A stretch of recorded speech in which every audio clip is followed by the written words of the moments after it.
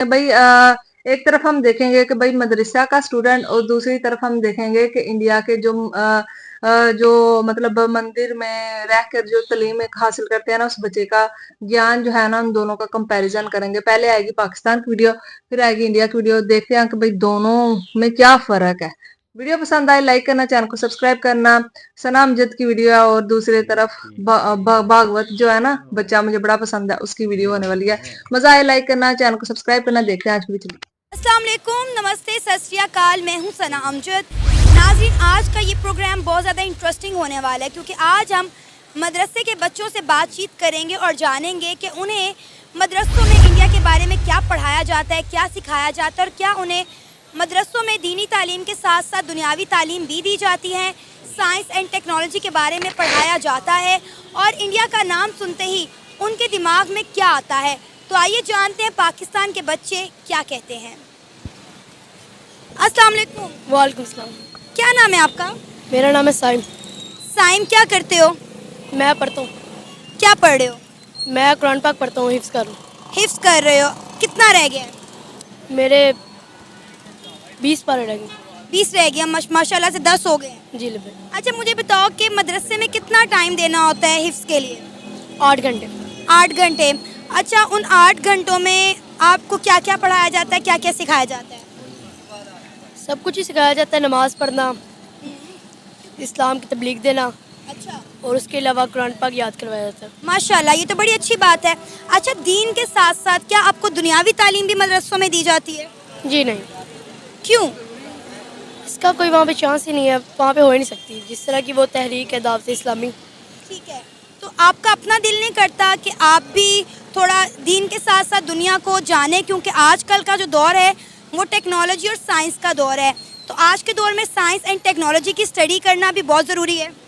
जी है, काफ़ी ज़रूरी है। मेरा दिल करता है कि मैं करूँ और इंशाल्लाह इसके बाद मैं करूँगा इंशाल्लाह। अच्छा, बड़े होके क्या बनना चाहते हो? मैं पाक आ रहा हूँ। पाक आर्मी में जाओगे? जी। चलो, ज़बरदस्त। अच्छा, मुझे ये बताओ कि साइंस एंड टेक्नोलॉजी के बारे में आपके मदारिस में क्या पढ़ाया जाता है, क्या सिखाया जाता है? कुछ नहीं, ज़्यादा तो कुछ भी नहीं सिखाया जाता वहाँ पे। मतलब कुछ भी नहीं पढ़ाया जाता? जी नहीं। सिर्फ दीन, जी लब्बे। इस्लाम, नमाज, कुरान, दावत तबलीग, बस यही? जी ये ठीक है, यानी आपको साइंस और आईटी के बारे में कुछ पता है कि वो भी नहीं पता?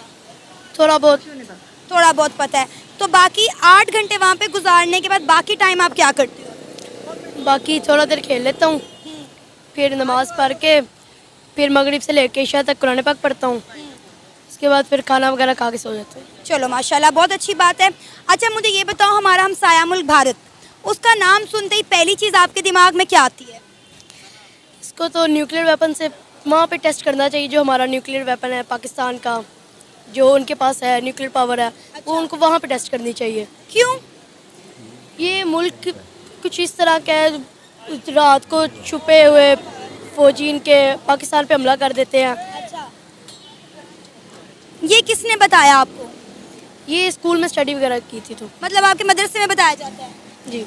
मदरसे में बताया जाता है। इंडिया के बारे में और क्या जानते हो, कैसा मुल्क है? ठीक ही है, लेकिन हमारी नज़रों में कुछ ठीक नहीं है। क्या बात हुई? मुझे समझ नहीं आई आपकी बात की, खुल के बताओ ना। यही कि वहाँ पे मुसलमानों के ऊपर जुल्म किया जाता है, मस्जिदें शहीद करते हैं, कुरान पाक जलाए जाते हैं नौज़ुबिल्लाह। उसके अलावा इस तरह के बहुत।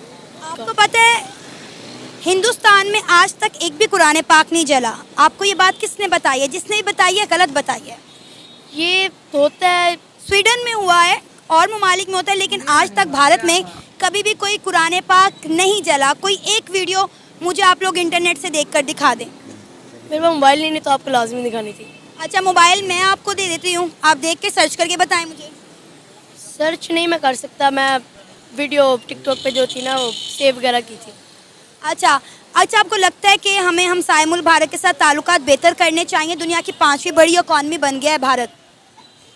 जी नहीं। बिल्कुल भी नहीं। अच्छा, आपको इंडिया बिल्कुल पसंद नहीं? मैंने देखा जब से मैं इंडिया की बात कर रही हूँ आपके अजीबोगरीब मुंह बनना शुरू हो गए हैं। जी मुझे बिल्कुल पसंद नहीं इनके। नफरत की कोई वजह होगी ना? वजह यही वजह है कि थोड़ा मुसलमानों के उसके इस लिहाज से कि मुसलमानों पे वहाँ पे जुल्म किया जाता है। ये आपको किसने बताया? ये सब मदारिस में जो बताते हैं हमें। अच्छा, आपको मैं बताऊं, हिंदुस्तान में रहने वाले मुसलमान पाकिस्तान से ज़्यादा खुशहाल ज़िंदगी गुजार रहे हैं। मैंने उनसे बात की है, मैं उनकी बात आपको बता रही हूँ। मुझे किसी ने नहीं बताया, मुझे किसी ने नहीं दिखाया, मैंने खुद देखा है और मैं वो आपको बता रही हूँ। जो हमने सुना है ज़्यादातर वो यही है कि वहाँ पे मस्जिदें वगैरह शहीद की जाती हैं, मुसलमानों पे जुल्म किया जाता है। हाँ, इक्का दुक्का वाक़यात हुए होंगे, लेकिन इतना नहीं है जितना आपको बताया जाता है। इतनी छोटी सी उम्र में बाइक चला रहे हो, क्या एज है आपकी? मेरी 14। 14 साल की उम्र में लाइसेंस भी नहीं है आपका, बाइक चला रहे हो। तो घर वालों से सामान वगैरह कुछ लेना पड़ता है तो फिर वार्डन नहीं पकड़ता? नहीं, निकल जाते हैं हम। एक बात, इंडिया से दोस्ती करनी चाहिए नहीं? जी नहीं करनी चाहिए। हमसायों के साथ तो दोस्ती का हुक्म कुरान में भी है। लेकिन ये इस तरह की हमसाया मिलनी चाहिए। अरे भाई, इतना डेवलप कंट्री है। मेरे लिहाज से नहीं है। कौन सी दुनिया में रहते हो? मैं अर्थ भी रहता हूँ, लेकिन इंडिया सही नहीं है। वो गद्दारी करते हैं वो मुल्क। अच्छा, जो मुल्क भी इस्लाम के खिलाफ है वो हमें पसंद नहीं है। चलो मैं ना आपको आज एक टास्क देती हूँ। आपने जाके अपने जो कारी साहब हैं उनसे पूछना है कि इंडिया में नाउज़ुबिल्ला अगर कुरान पाक जलाया गया है तो उसकी वीडियो आपको ज़रूर दिखाएं। जी ठीक। क्योंकि हमें उसी बात पर यकीन करना चाहिए जो हम आंखों से देखते हैं। देखा ही था मैंने वीडियो पे। अब टिकटॉक तो क्या पता अब क्या झूठ है क्या सच है। अरे टिकटॉक भी कोई यकीन करने वाली चीज़ है बेटा? आप टिकटॉक पे यकीन करके इंडिया पे इल्ज़ाम लगाए जा रहे हो। वो भी बात सही है आपकी, लेकिन मेरे लिहाज से नहीं। आपको पता है आपकी उम्र के छोटे छोटे बच्चे इंडिया के स्पेस साइंस डिपार्टमेंट में काम कर रहे हैं, इतने सोशल एक्सपेरिमेंट कर रहे हैं, इतने साइंस के एक्सपेरिमेंट कर रहे हैं, और आप मोटरसाइकिल पे घूम फिर रहे हो, सैर सपाटे कर रहे हो। हमने के घूमने बस घर वालों के जो सामान वगैरह लाना है। तो आपका नाम? अरसलान। अरसलान? हाँ जी। अरसलान, कोकोनट बेचते हो? हाँ जी। कितने की एक गिरी है? 20 की एक, 30 की, 50 की 2।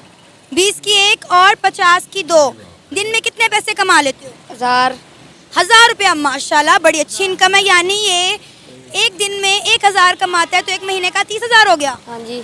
चलो माशाल्लाह, अल्लाह आपके रिस्क में बरकत डाले। अच्छा मुझे ये बताओ, इंडिया का नाम सुनते ही पहली चीज़ दिमाग में क्या आती है? इंडिया वाले बड़े बदतमीज होते हैं। इंडिया वाले बड़े बदतमीज होते हैं। इंडिया वाले बदतमीज क्यों होते हैं? क्या बदतमीजी की उन्होंने आपके साथ? हम के साथ उतने महंगाई कर दी। इंडिया ने महंगाई की है? हाँ जी। वो कैसे? इंडिया ने कैसे महंगाई कर दी? इमरान खान के साथ रलकर महंगाई कर दी। इमरान खान के साथ मिलकर इंडिया ने महंगाई कर दी? हाँ जी। ये किसने बताया आपको? हमको मेरे भाई ने बताया। अच्छा, भाई क्या करता है? भाई हमारा चने बेचता है। भाई चने बेचता है? भाई चने बेचता है भाई, तो आप सोच सकते हैं कि उनका नॉलेज क्या होगा। अच्छा, इंडिया के बारे में आपको और क्या बताया गया है? कैसा मुल्क है इंडिया? इंडिया बड़ा बगैरत मुल्क है। उधर हमको जाने दो, हम लाशें बिछा देंगे उनकी। होए होए होए, क्यों इंडिया के बारे में ऐसे अल्फाज क्यों बोल रही हो? क्या बिगाड़ा इंडिया ने आपका? इंडिया ने हमारा बड़ा कुछ बिगाड़ दिया है। मौका भी खास है, चलिए अब इनसे करते हैं बात। और सबसे पहले भागवत जी, हेलो, कैसे हैं आप? हाय, हेलो, छोड़ो, हरे कृष्णा बोलो। हरे कृष्णा। तो मतलब आपसे जब कोई हाय हेलो करता है तो सबसे पहले आप उन्हें यही कहते हैं कि हाय हेलो छोड़ देना चाहिए? हरे कृष्णा बोल लेना। हरे कृष्णा बोलना चाहिए। चलिए अब सबसे पहले श्रीमद् भागवत गीता के दूसरे अध्याय के 14वें श्लोक को अगर मैं आपको सुनाने को कहूं तो क्या हम इसी से शुरुआत कर सकते हैं? सुनाइए। मैं आपको एक भगवत गीता से श्लोक सुनाता हूँ। ठीक है। 2.14 मातृस्पर्शास्तु कान्ताय शीतोष्ण सुख दुःखदाः कामपायिनो नित्याश्च तां तितिक्षा भारत। इसका अर्थ होता है कि भगवान श्री कृष्ण अर्जुन जी से कहते हैं, हे अर्जुन, जिस प्रकार प्रकृति के नियमों के अनुसार सर्दी या गर्मी आती रहती है, उसी प्रकार हमारे कर्मों के अनुसार भौतिक सुख भौतिक दुख हमारे जीवन में आते रहते हैं। जो करते हैं ये जो खास मेहमान इस वक्त मेरे साथ हैं।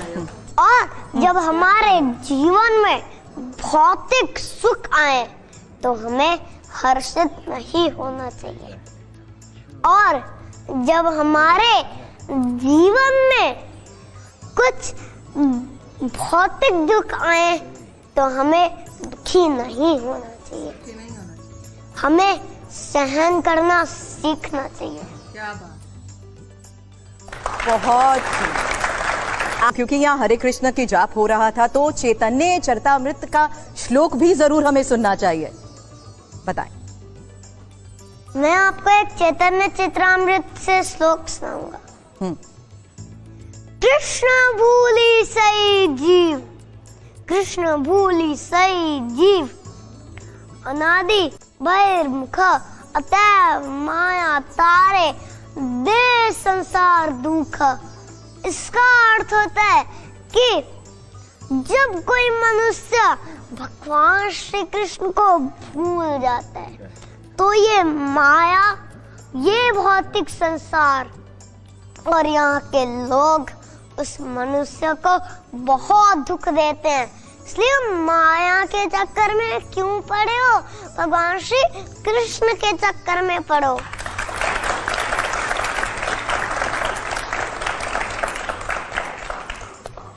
कितना सरल लगता है ये सुनना समझना, लेकिन क्या हम इसे अपना पाते हैं? हालांकि जिन विद्वानों से इस वक्त हम चर्चा कर रहे हैं, भागवत, आप बताइए भागवत जी, ये कैसे मुमकिन है कि आप इतने छोटे हो और इतना सारा ज्ञान? सही बात है।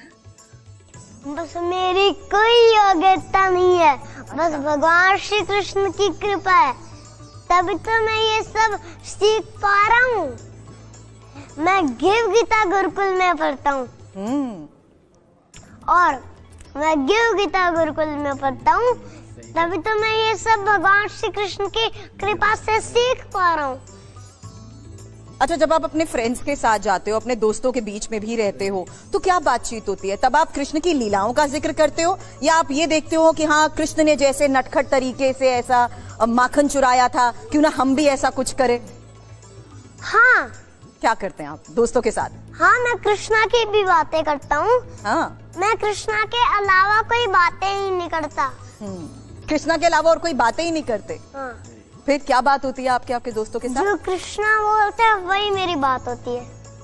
एक धर्म, धैर्य और जो संयम और जिस तरीके से आप अपने ज्ञान को रखते हैं, वो सुनने में ऐसा लगता है कितनी सरल और छोटी सी बात है, लेकिन उस बात में बहुत डेप्थ होती है। चलिए, आप खास मेहमानों का एक बार फिर से यहाँ परिचय करवा देती हूँ, क्योंकि प्रोफेसर साहब इस वक्त रामराज उपाध्याय जी हमें ज्वाइन कर चुके हैं, और योगी उमेश जी, सुना आपने इन सभी को, ज्ञान का ये भंडार है, मानते हैं?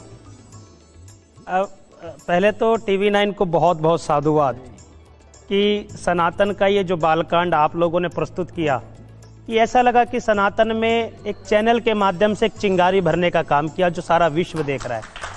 आप लोगों को बहुत साधुवाद।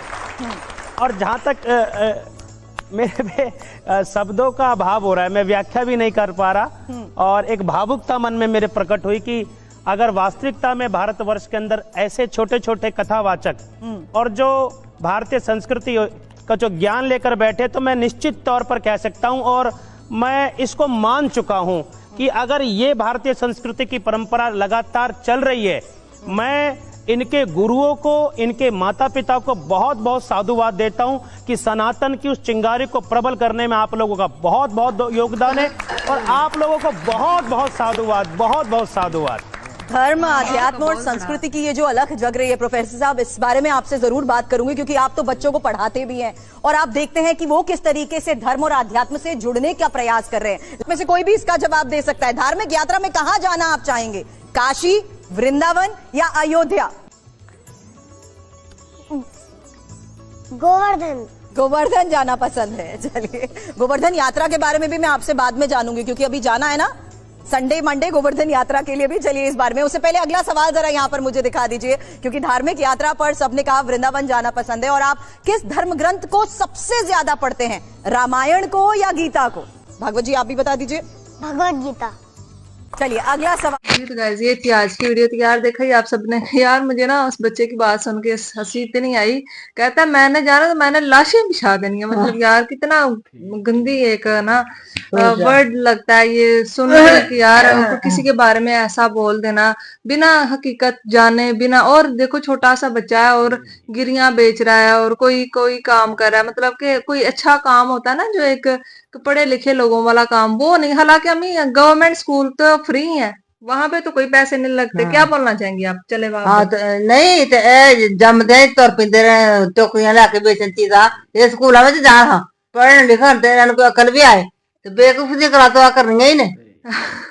वही जो सुना किसी से सुना तो वही बोल देना कि भाई अम्मी के कहने का ये मतलब है। अम्मी पंजाबी में बोल रही थी, आप सब में से बहुत ज्यादा लोगों को नहीं समझ में आएगी। अम्मी के कहने का मतलब ये था कि बच्चे जब पैदा होते हैं ना तो तभी उनको तो ये माँ बाप सिखाना है माँ बाप उसको। का काम होता है कि उनको पढ़ाना अच्छी लिखाना जगह पे भेजें। अच्छी जगह भेजें। लेकिन उनके हाथ में वो इस तरह से दे देते हैं या फिर लोगों के घरों में जाओ काम कमाइयाँ करके करके देते, ले आओ। जाओ कमाई करो पैसे लाओ और तुम्हारी पढ़ाई से जिंदगी खराब कर देते वो उन्होंने। उनकी जिंदगी खराब कर देते हैं। हालांकि मैंने तो ऐसा सुना माँ बाप बच्चों को पढ़ाने के लिए अपना घर तक बेचने के लिए तैयार हो जाते हैं कि हमारा बच्चा पढ़ लिख के किसी मुकाम पे पहुंच जाए। लेकिन यार छोटे छोटे बच्चों के जहनों में इतनी नफरत घोली हुई है कि गंद भरा यार हुआ। क्या हम बोलें कि इतना नफरत नहीं होनी चाहिए यार। बच्चे हैं, मासूम है, ना ही उन्होंने कोई रिसर्च की हुई है हाँ तो कोई सर्च करके हम देखें कि भाई हकीकत क्या है इस बात में। और यार देखें मदरसा में अगर तुम जा रहे हो तो कुरान पाक पढ़ो वहां पे। लेकिन ये क्या चीज कि तुम दूसरे के खिलाफ बातें करो। खिलाफ बातें करो। अब ये भी दूसरा बच्चा भी तो था ना, उसने कितनी अच्छी बात की कि इंसान की जिंदगी में दुख भी आता है सुख भी आता है। सुख को भी संभाल के रखो और दुख को भी जब आए तो उसको बहुत अच्छे तरीके से बर्दाश्त करो। ये नहीं है कि उसको अपने आप पे हावी करके बोलो कि यार ये तो दुख का टाइम होता लंबा है, वो गुजरना बहुत ज्यादा मुश्किल, एक एक मिनट एक एक घंटे की तरह लगता है। लेकिन उसको बर्दाश्त करने की एक जो हिम्मत होती है ना वो इंसान में होनी चाहिए कि इंसान किस तरह से उसको, तो इस तरह से बातें करो जिससे हमें कोई फायदा भी हासिल हो। और ये क्या बात हुई हम उसको उड़ा देंगे, हम उसको कर देंगे, हम ये कर देंगे, तो हम आप वो खुद कर ही देंगे, उठ जाते हैं। खुद ही उड़ जाता है। तो नहीं यार नहीं करनी चाहिए ऐसी गंदी बातें। बच्चों को अच्छी तालीम दो ताकि बच्चे जो है बढ़ चढ़ कर वो अच्छी भी बात को साइंसदान उसके बने। दिल में हो। हाँ साइंसदान बने, वो भी जब किसी से बात करें तो पता चले कि भाई हाँ ये बच्चा जो है पढ़ा लिखा और उसकी कितनी पॉजिटिव थिंकिंग है। हाँ। ये माँ बाप का सबसे किसे पहला सिखाया फर्ज है, हुआ माँ अच्छा। बाप का। फिर बनता है टीचर्स का कि बच्चे को सही राह पे लेके जाए। तो बच्चे को अच्छी तालीम दो ताकि वो अच्छी राह पे अच्छी जाए। बात